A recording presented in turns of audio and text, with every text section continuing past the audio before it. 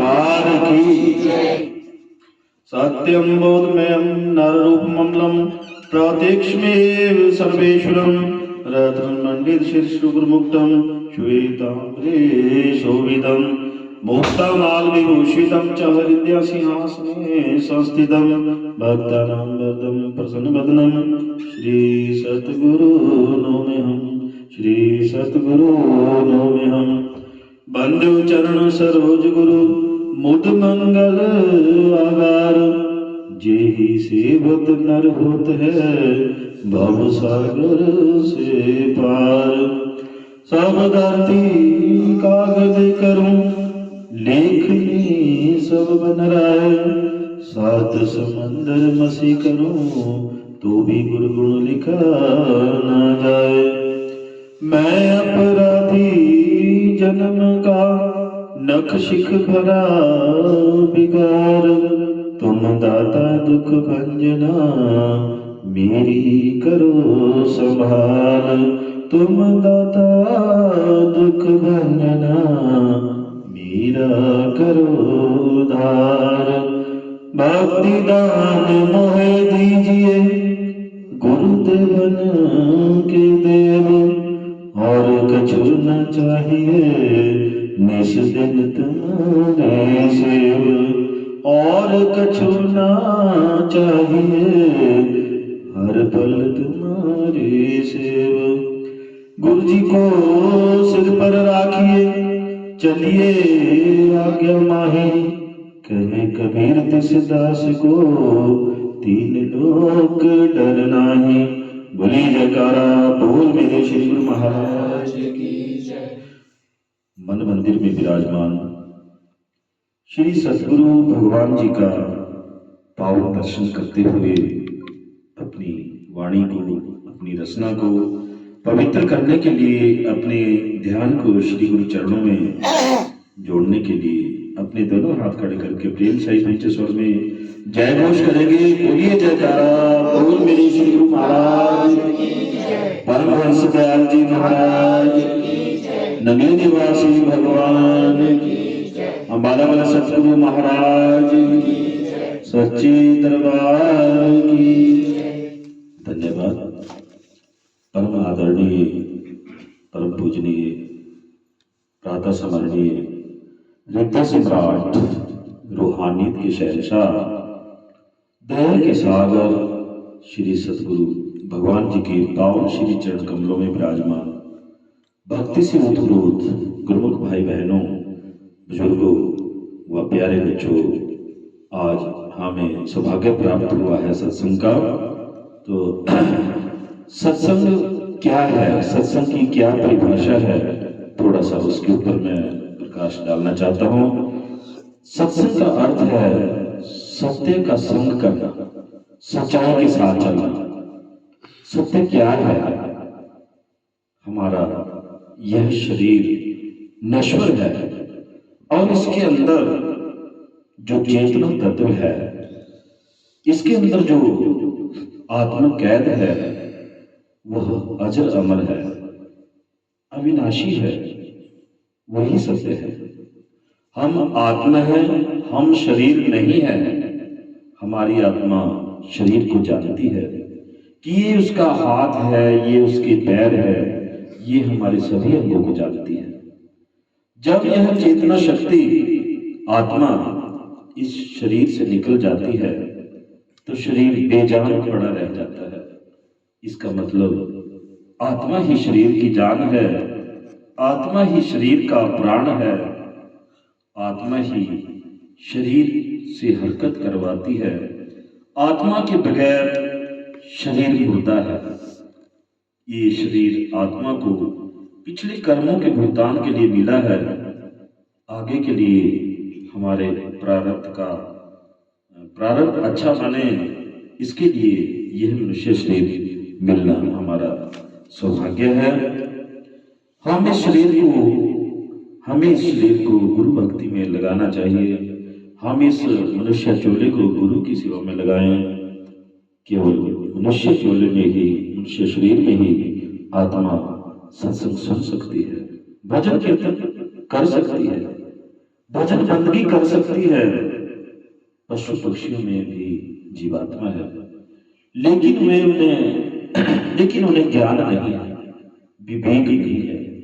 वे सत्संग नहीं सुन सकते, ग्रंथों का अध्ययन नहीं कर सकते। केवल मनुष्य चोले में ही आत्मा गुरु भक्ति कर सकती है। अपनी गुरु भक्ति करके ही इस आत्मा को निर्मल किया जा सकता है, पाक पवित्र हो सकती है यह आत्मा, और अपने परम पिता परमात्मा से मिलने के काबिल हो सकती है। मनुष्य का यह चोला हमें भक्ति के लिए मिला है, सेवा के लिए मिला है। पता नहीं फिर ये कभी मिलेगा भी या कभी नहीं मिलेगा।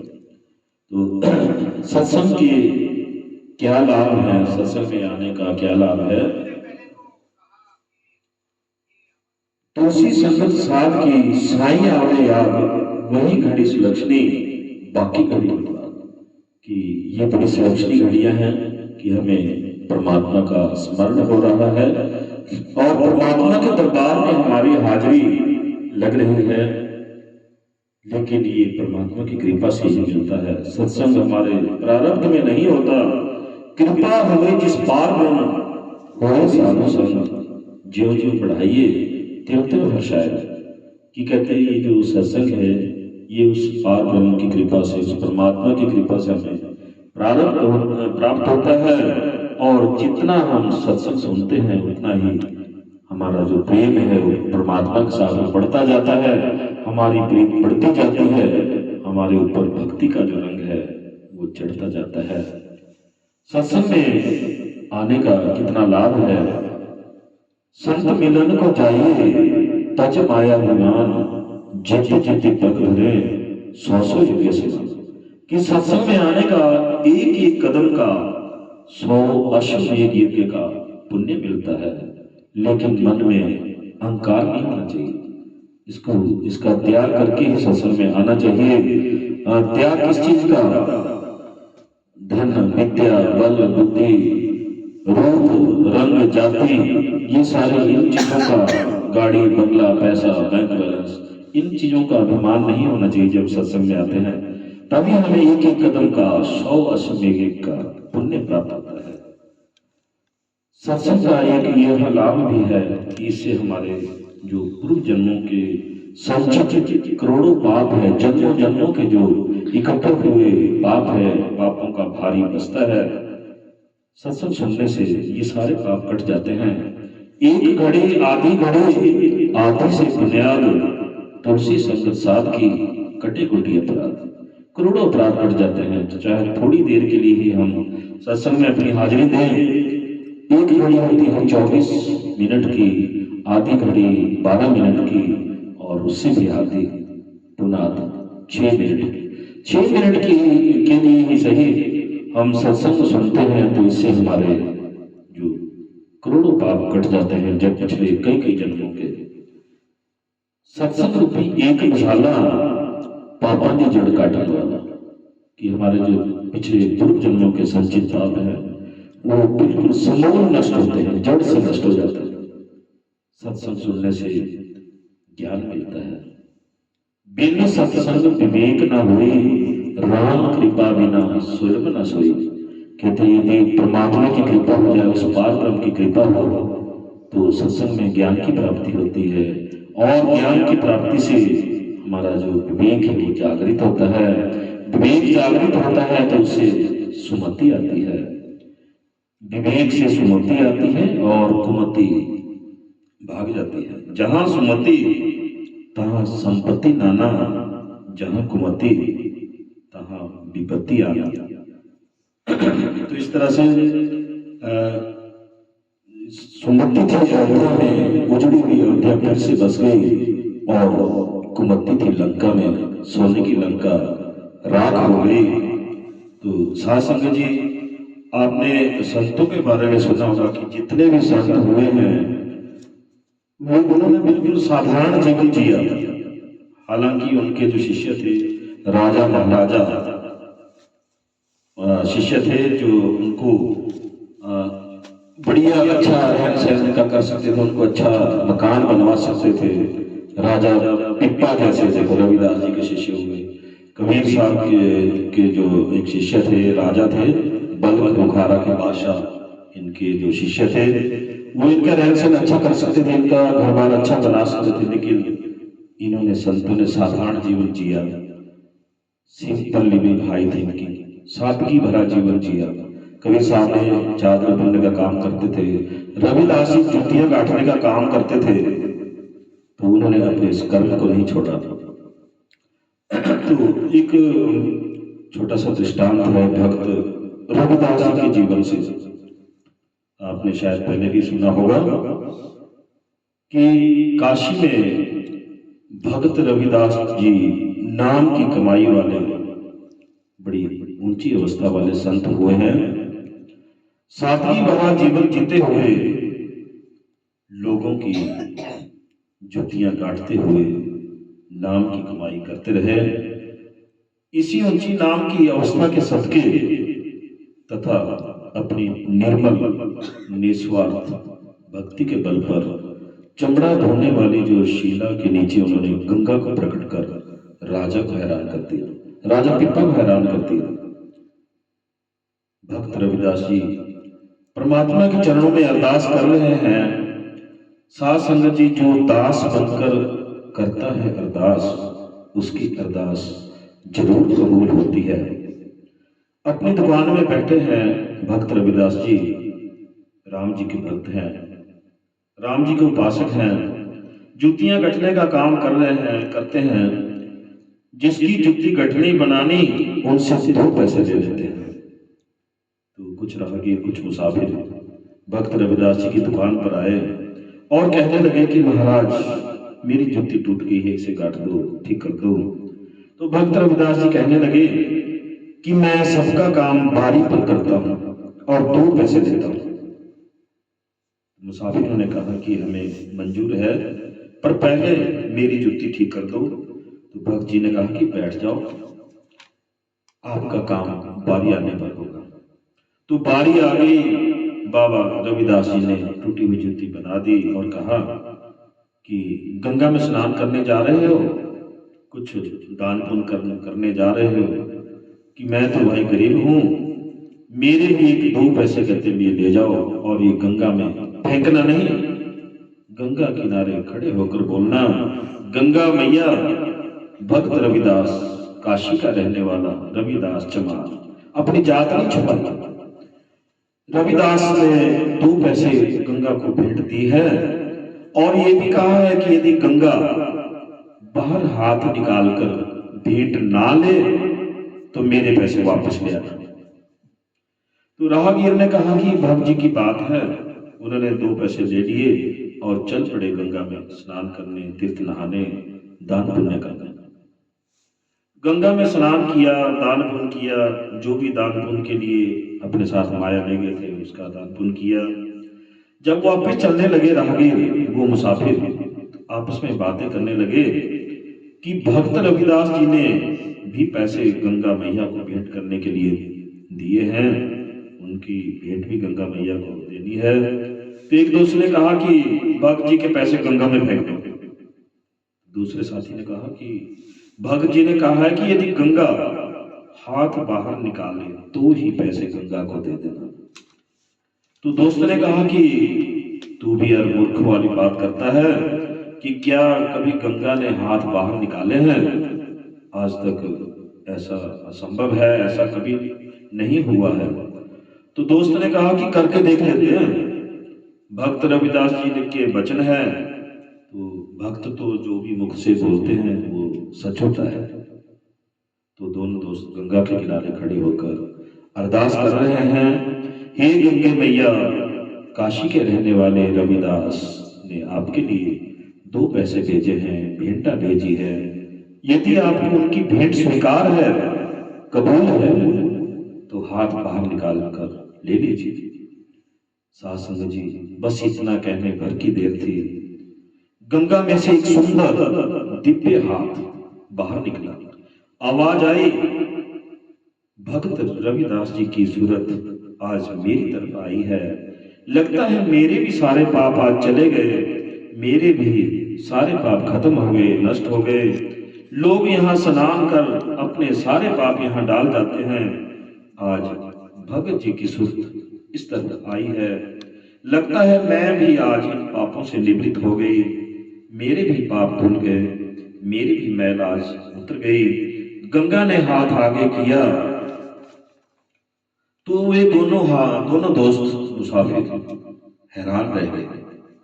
2 पैसे मुट्ठी में लेकर गंगा का वह हाथ जल के अंदर चला गया, और जब हाथ बाहर आया तो उसमें एक हीरे जड़ा हुआ कंगन था।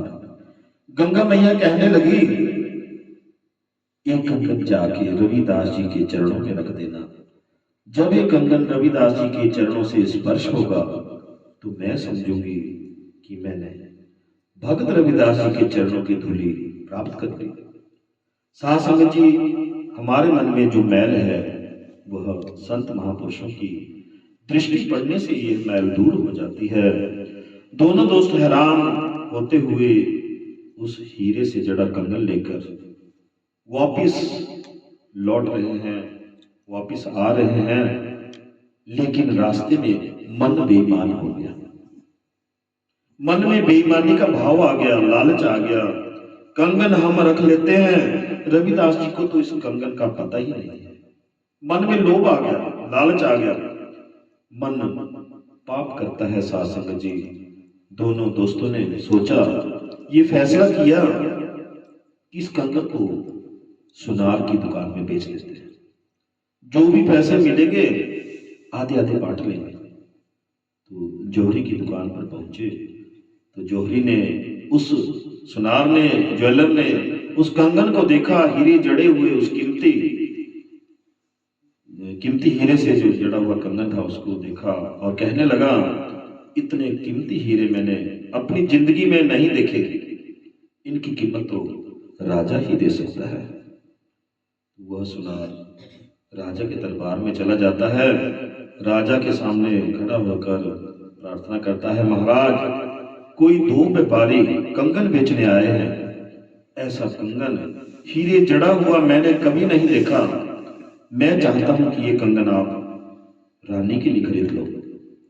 साध संगत जी, जब रानी ने वह हीरे जड़ा हुआ कंगन हाथ में डाला तो रानी कहने लगी, मुझे तो दूसरे हाथ में भी डालने के लिए ऐसा ही दूसरा कंगन चाहिए। इस कंगन की रकम भी तभी देना, इनको कहो कि दूसरा कंगन भी बना कर ले आओ। अब वो बेचारे दूसरा कंगन कहां से लाए, वो कहां से लाते। मन में लालच जो आ गया था, कंगन लेकर जाना था रविदास जी के पास और चले गए सुनार के पास, जौहरी के पास। पकड़े गए। राजा ने हुक्म दिया कि यदि तुम दूसरा कंगन नहीं लाए तो इस कंगन की कीमत भी कोई नहीं मिलेगी, और रानी की मांग पूरी नहीं की तो मैं तुम्हें सजा दूंगा। जौहरी भी, दोनों दोस्त भी सभी डर से कांपने लगे। दोनों दोस्तों ने राजा को सारी सच्चाई बता दी कि महाराज, हम तो भक्त रविदास जी के पास अपनी टूटी हुई जूतियां ठीक करवाने गए थे और उन्होंने पूछ लिया कि कहाँ जा रहे हो, तो हमने कह दिया कि हम तो गंगा स्नान करने जा रहे हैं। तो महाराज, उन्होंने भी 2 पैसे गंगा जी के लिए भेंट दिए थे और कहा था कि गंगा यदि हाथ बाहर निकाल कर मांगे तभी इस भेंट को देना। महाराज, गंगा ने रविदास जी की भेंट स्वीकार की और उसके बदले में ये हीरे जड़ा कंगन दिया रविदास जी को देने के लिए। तो राजा हैरान रह गया कि उसकी रियासत का एक गरीब व्यक्ति, इतनी उसकी सूरत इतनी ऊंची है कि गंगा भी उसको पूजती है।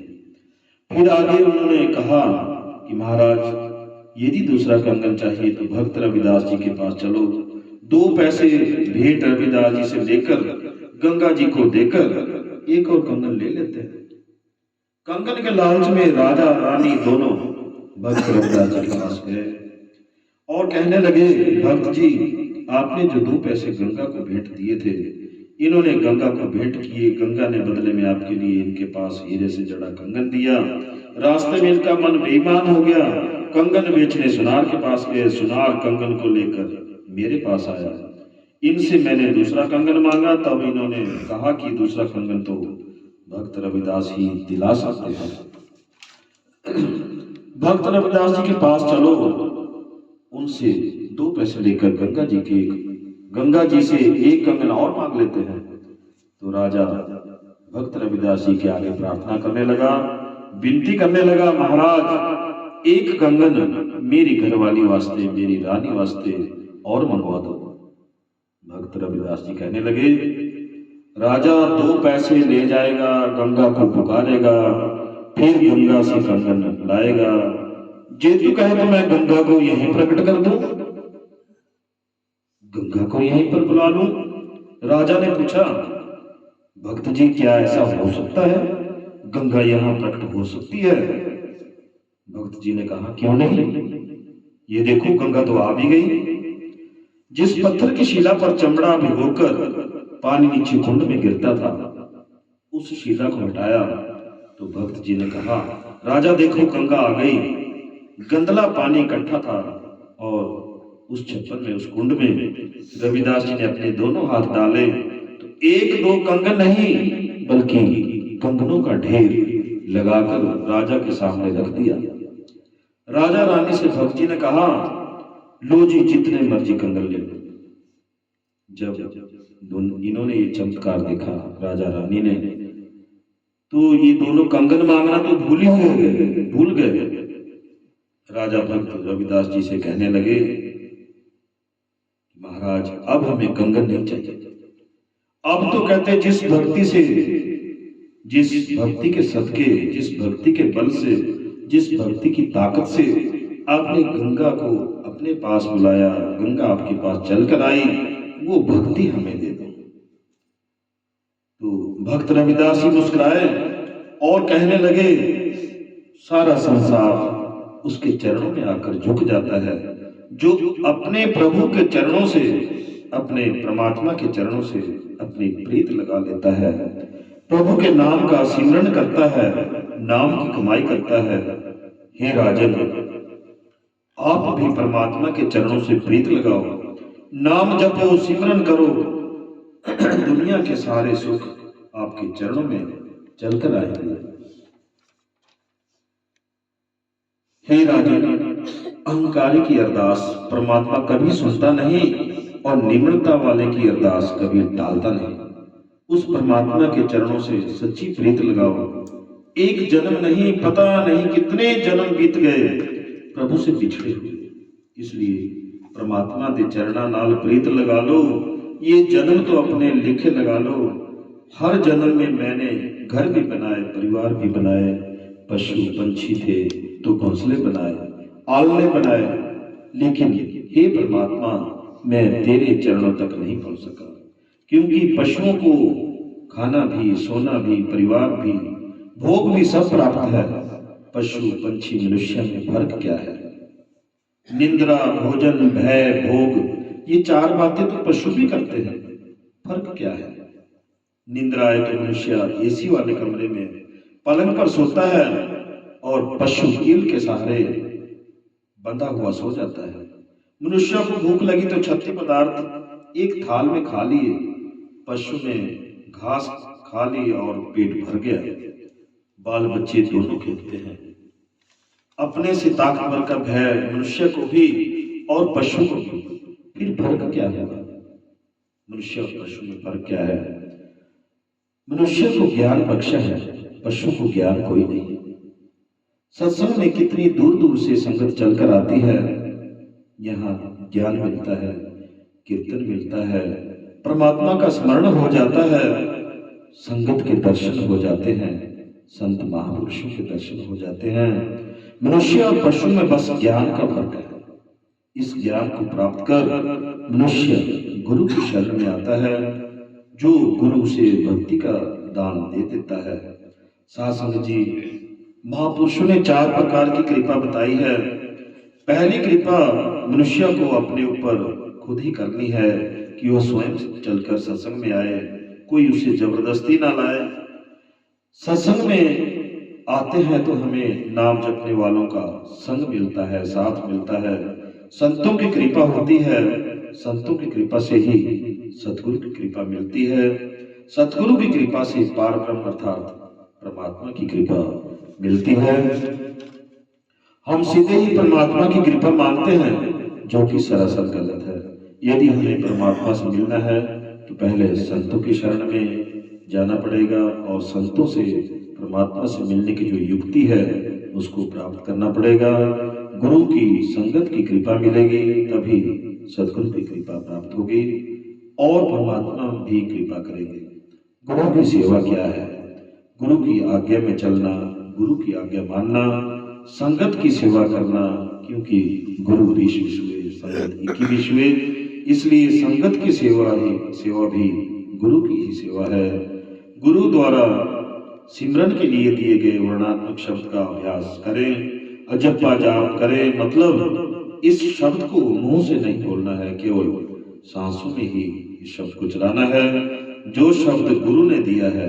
यदि हम निरंतर अभ्यास से अपने अंदर धुनात्मक शब्द को प्रकट कर लेते हैं, धुन को प्रकट कर लेते हैं, तो यही गुरु की सच्ची सेवा है।